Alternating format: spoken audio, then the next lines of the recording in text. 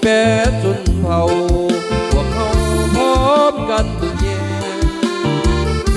มี5 ตาแสงให้เข้มแข็งทั่วแดนเมืองเพียงแสงที่1คือตาแสงโฮมไซ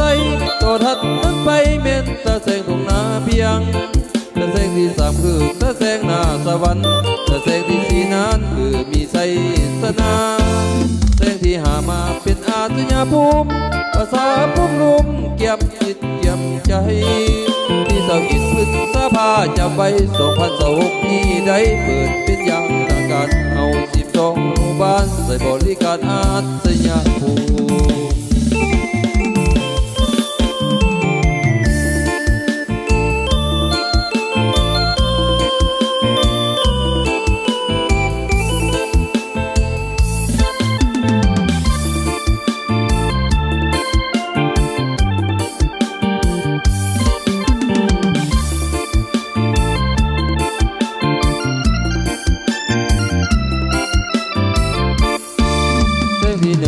ตาแสงโฮมไซ